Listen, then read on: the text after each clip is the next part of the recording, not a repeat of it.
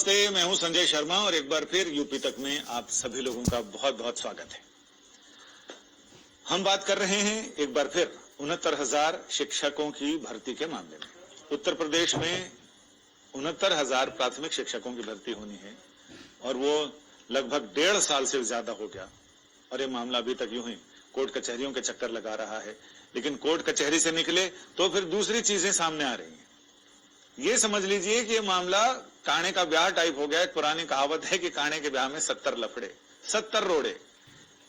एक मामला थोड़ा सा हल होता हुआ दिखता है, आगे दूसरी आफत खड़ी रहती है। अब साहब अदालत में सुप्रीम कोर्ट तक मामला गया।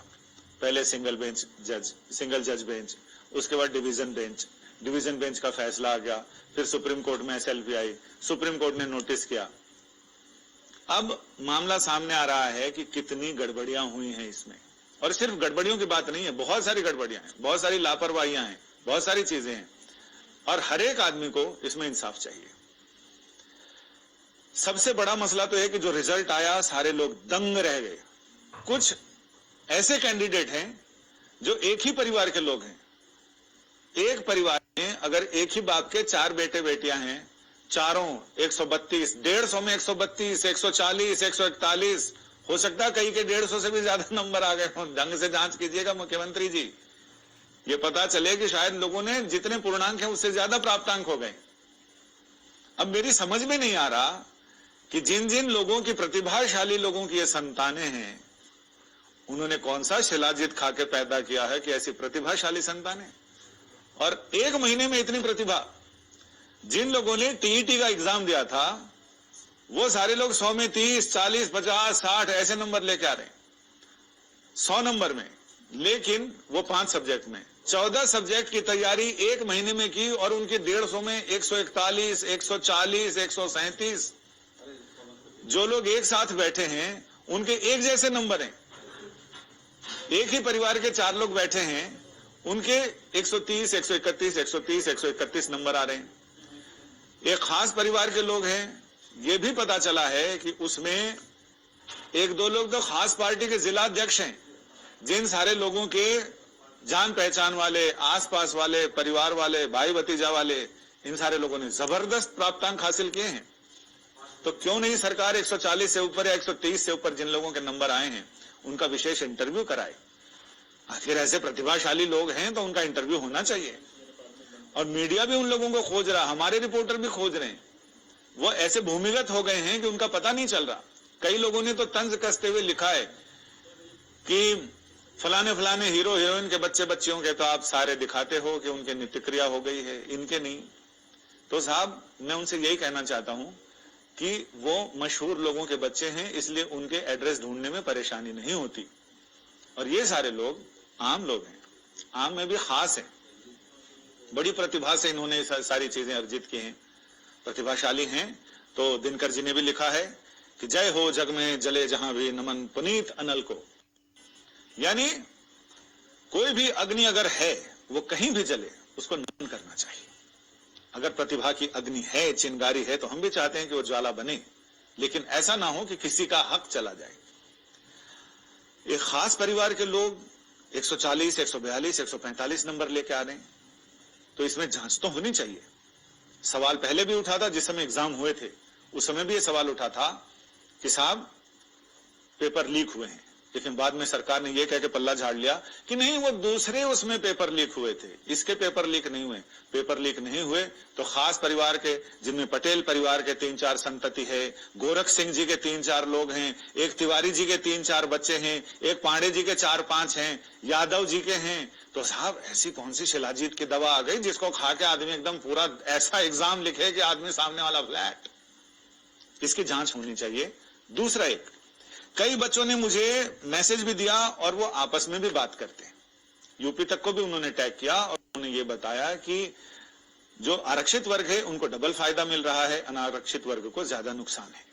तो ये भी देखा जाए कि किसी के साथ अन्याय ना हो। और बहुत सारी चीजें मेरे पास, मैं उसके प्रिंट आउट भी दिखाना चाहता हूं, लेकिन प्रिंट आउट मैं आपको फिर दिखाऊंगा। लेकिन मेरे मोबाइल पे बहुत सारे मैसेज लोगों ने भेजे हैं जिनमें पूरी सूची बनाकर उन्होंने बताया है कि आखिर क्या क्या हो रहा है और कैसा कैसा हुआ है। एक सूची तो ये मेरे सामने ही है, इसमें थोड़ा बहुत ज्यादा नजर नहीं आएगा, लेकिन लाल स्याही से इन्होंने लिखा है और मैं आपको 2-4 उदाहरण देके बताता हूं। कुमारी पूनम सिंह पुत्री हैं गोरख सिंह जी की, ओबीसी 127 नंबर। इन्हीं गोरख सिंह जी के अश्विनी कुमार सिंह गोरख सिंह जी के ही बालक हैं, 126 नंबर, उनको 127, इनको 26। अच्छा, और गोरख सिंह जी के एक और परिजन है कोई कुमारी पूनम सिंह, उनकी 127, यानी 2 के 127, 1 के 126। इसके अलावा नानू यादव जी के देवांश यादव, कृष्णकांत यादव, अर्चना, ये 3 लोग परीक्षा में शामिल हुए और तीनों के नंबर हैं 128, 132, 131। अब साहब ये तो जबरदस्त है कि एक पटेल साहब का परिवार है जिनके 4-5 लोगों के एक जैसे नंबर हैं। तो और इन्होंने ये भी लिखा है कि एक ही सेंटर के कई लोग हैं जिनको जबरदस्त अंक मिले हैं। अब ये लिखा है कि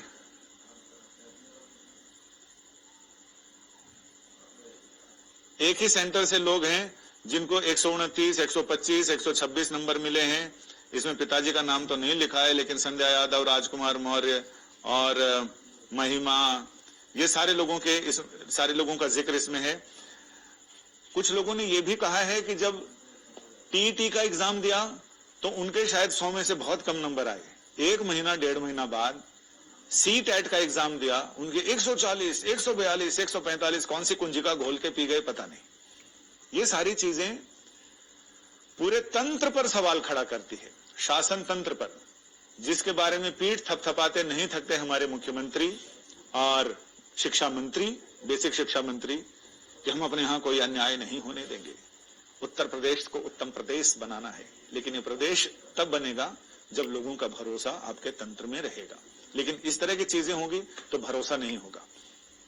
हमारी टीम तो लगी हुई है इन सारे कैंडिडेट्स को ढूंढकर इनसे पूछने की कि भाई साहब आपने कौन सी कुंजी कैसे घोल के पी ली जिससे कि आपको 150 में 140, 42, 45 नंबर आपके आए। अगर प्रतिभा इतनी जबरदस्त है तो उनको अलग से सम्मानित किया जाना चाहिए, और किसी तरह का कोई घोल है, कोई झोल है, तो फिर उसकी जांच भी होनी चाहिए। बिहार में जांच हुई थी और जिस समय टॉपर से इंटरव्यू लेने जब हमारी टीम के लोग पहुंचे तो वो 4 लाइन सही से लिख नहीं पाए। तो ऐसे लोगों को या तो घूंघट में रखे सरकार, क्योंकि किसी न किसी दिन तो उनका पता चलेगा, और उस समय फिर सरकार के लिए ये बताने को नहीं होगा कि आखिर उनको कौन सी प्रतिभा चयन परीक्षा में कितने नंबर मिले। प्रतिभा अगर है तो उससे किसी को कोई गुरेज नहीं, लेकिन बिना प्रतिभा के अगर है तो इसका मतलब वो किसी योग्य आदमी की जगह ले रहा है। और जहां तक बात है 40-45% की, मैं इस मामले में व्यक्तिगत रूप से मैं इससे सहमत नहीं हूं कि एक 30, 35, 40, 45% अंक लाने वाला शिक्षक, उम्मीदवार शिक्षक हो और नई पीढ़ी को तैयार करे। अंकों की बात नहीं, अगर वो 4 लाइन अच्छे से साफ साफ लिखे, शुद्धता के साथ, गणित भाग के हिसाब आए, हिंदी अंग्रेजी अच्छे से हो, तो कोई दिक्कत नहीं है उनके हाथों में अपने नौनिहालों के कमान सौंपने में और भविष्य को उनके हाथों में रखने में। लेकिन अगर वो 4 पंक्तियां खुद शुद्ध से लिख नहीं सकते, बोल नहीं सकते, 2 और 2 4 का हिसाब नहीं लगा सकते, अंग्रेजी में भी हाथ तंग है, तो फिर आप खुद सोचें कि क्या आप अपने बच्चों को ऐसे शिक्षकों के हाथ में देना पसंद करेंगे।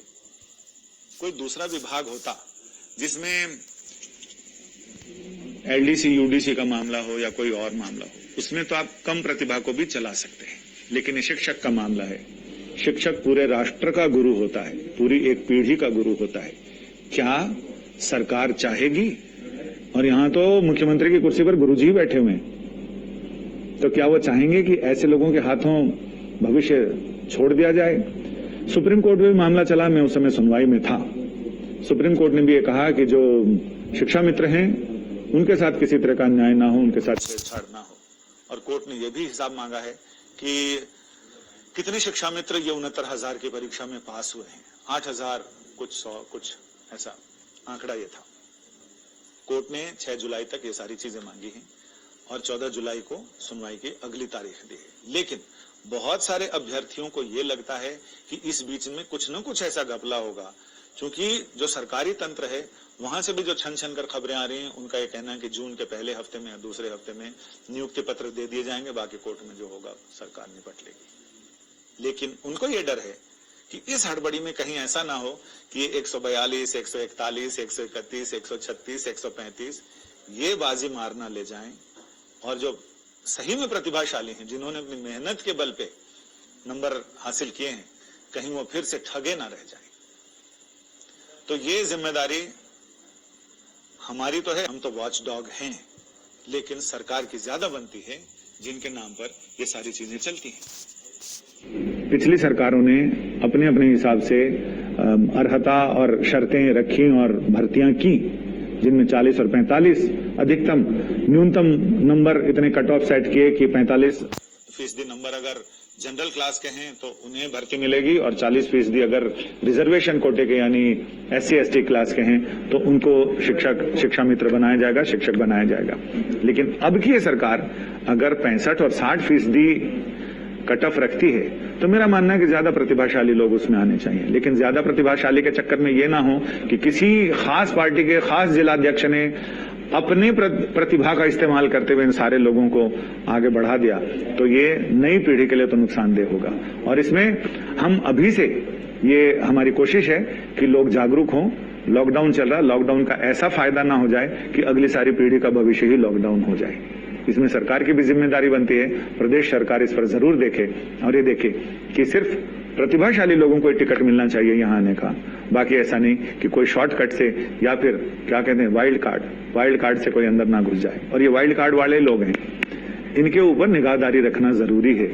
अगर निगाहदारी ना हुए तो सावधानी हटी और दुर्घटना घटी, और ऐसी दुर्घटना घटेगी फिर नई पीढ़ी फिर कैसे निकलेगी। अभी जैसे निकल रहे हैं यूपी के प्रतिभाशाली लोग, फिर इससे भी ज्यादा प्रतिभाशाली निकलेंगे, क्योंकि जिस तरह से शिक्षक पास होकर आया है वो कोशिश करेंगे कि वो उनके भी विद्यार्थी, उनकी भी आगे वाली नस्लें वैसे ही निकलें। फिर सोच लीजिए भविष्य कहाँ रहेगा, राज्य का भविष्य, देश का भविष्य, और ये हम सारे लोगों का आपके ही हाथों में है। आपके